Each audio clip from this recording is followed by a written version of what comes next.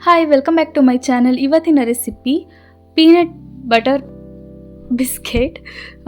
ತುಂಬಾ ಬೇಗ 30 ಮಿನಿಟ್ಸ್ ಒಳಗಡೆ ಮಾಡ್ಕೋಬೋದು. ತುಂಬ ಸಾಫ್ಟಾಗಿ ಬಾಯಲ್ಲಿಟ್ಟರೆ ಕರಗೋ ಥರ ಇರುತ್ತೆ. ಈಗ ಒಂದು ಪಾತ್ರೆಗೆ ಬಟರ್ ಹಾಕೋತಾ ಇದ್ದೀನಿ 100 ಗ್ರಾಮಷ್ಟು. ರೂಮ್ ಟೆಂಪರೇಚರಲ್ಲಿ ಇರಬೇಕು. ಫ್ರಿಜ್ಜಲ್ಲಿ ಇಟ್ಟಿದ್ರೆ ಒಂದು 4 ಅವರ್ಸ್ ಬೇಗನೆ ಈಚೆ ಕಡೆ ತೆಗೆದಿಟ್ಬಿಡಿ.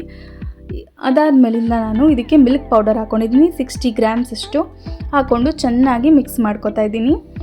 ಅದನ್ನು ಮಿಕ್ಸ್ ಮಾಡ್ಕೊಂಡಾದ್ಮೇಲಿಂದ ಶುಗರ್ ಪೌಡರ್ ಅದು ಕೂಡ 60 ಗ್ರಾಮ್ಸಷ್ಟು ಹಾಕ್ಕೊಂಡು ಅದನ್ನು ಚೆನ್ನಾಗಿ ಮಿಕ್ಸ್ ಮಾಡ್ಕೊತಾ ಇದ್ದೀನಿ. ಎಲ್ಲ ಚೆನ್ನಾಗಿ ಬ್ಲೆಂಡ್ ಆಗಬೇಕು, ಆ ರೀತಿ ಮಿಕ್ಸ್ ಮಾಡ್ಕೋಬೇಕು.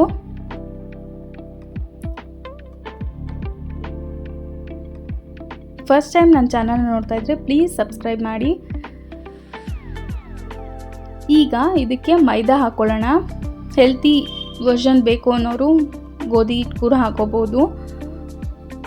ಈಗ ಮೈದಾನೆಲ್ಲ ಮಿಕ್ಸ್ ಮಾಡ್ಕೊತಾ ಇದ್ದೀನಿ ಚೆನ್ನಾಗಿ. ಅದರಲ್ಲಿ ಯಾಕೋ ಆಗಲ್ಲ ಅನ್ನಿಸ್ತು, ಹಾಗಾಗಿ ನಾನು ಕೈಯಲ್ಲೇ ಮಿಕ್ಸ್ ಮಾಡ್ಕೊತಾ ಇದ್ದೀನಿ. ಒಂದೊಂದು ಸತಿ ಈ ಥರ ಆಗುತ್ತೆ, ಏನೂ ಮಾಡೋಕ್ಕಾಗಲ್ಲ. ತುಂಬ ಪ್ರೆಷರ್ ಕೊಟ್ಟು ಮಿಕ್ಸ್ ಮಾಡಬಾರ್ದು, ಸುಮ್ಮನೆ ಮಿಕ್ಸ್ ಮಾಡಬೇಕಷ್ಟೇ. ಈಗ ಚಪಾತಿಗೆಲ್ಲ ಮಿಕ್ಸ್ ಮಾಡ್ತೀರಾ ಗೊತ್ತಾ, ಆ ರೀತಿ ಅಂತೂ ಮಿಕ್ಸ್ ಮಾಡೋಕ್ಕೆ ಹೋಗಬಾರ್ದು, ಆವಾಗ ಮೆಲ್ಟ್ ಆಗಿಬಿಡುತ್ತೆ.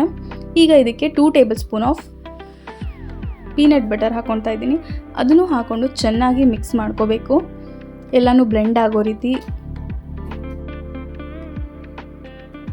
ಒಂದು ಸತಿ ಇದನ್ನು ಟ್ರೈ ಮಾಡಿ, ಆಚೆ ಕಡೆ ಹೋಗಿ ತಿನ್ನೋದೇ ಇಲ್ಲ, ಮನೇಲೇ ಮಾಡ್ಕೊತೀರಾ.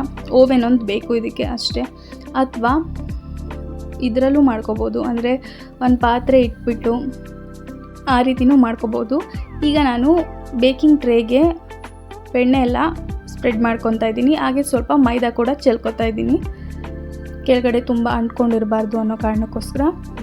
ಈಗ ನಾವು ಮಾಡಿಟ್ಕೊಂಡಿದ್ವಲ್ಲ ಹಿಟ್ಟು, ಅದನ್ನು ಈ ರೀತಿ ನೀಟಾಗಿ ಒತ್ಕೋಬೇಕು. ಅಂದರೆ ನಿಮಗೆ ಬಾಕ್ಸ್ ಶೇಪು ಅಥವಾ ಯಾವ್ದಾದ್ರು ಶೇಪ್ ಬೇಕು ಅಂತಂದರೆ ಆ ಶೇಪ್ ಕೊಟ್ಕೊಳ್ಳಿ. ಆದರೆ ನನಗೆ ಯಾವ ಶೇಪ್ ಇದ್ದರೂ ಪರವಾಗಿಲ್ಲ ಅಂತ ನಾನು ಈ ರೀತಿ ಮಾಡ್ಕೊಂಡಿದ್ದೀನಿ ಅಷ್ಟೇ. ಈಗ ಇದ್ರ ಮೇಲೆ ನಾವು ಚೆನ್ನಾಗಿ ಕುಟ್ಟಿಟ್ಕೊಂಡಿರೋಂಥ, ಅಂದರೆ ಫ್ರೈ ಮಾಡಿ ಕುಟ್ಟಿಟ್ಕೊಂಡಿರೋಂಥ ಕಡಲೆ ಬೀಜ ಹಾಕ್ಕೊತಾ ಇದ್ದೀನಿ.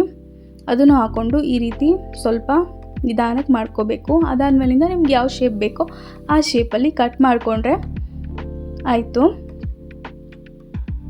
ಈ ಕಟ್ ಮಾಡ್ಕೊಳ್ಳೋ ಟೈಮಲ್ಲಿ ನೀವು ಓವೆನ್ನ ಪ್ರೀ ಹೀಟಿಗೆ ಇಟ್ಬಿಡಿ. ಪಾತ್ರೆ ಆದರೂ ಅಷ್ಟೇ ಲೋ ಫ್ಲೇಮಲ್ಲಿ ಮುಚ್ಚಿ ಇಟ್ಬಿಡಿ. ಎಲ್ಲದನ್ನು ಹಾಕೋತಾ ಇದ್ದೀನಿ. ಈ ರೀತಿ ರೆಡಿ ಮಾಡ್ಕೊಂಡಿದ್ದೀನಿ ನಾನು, ನೋಡಿ.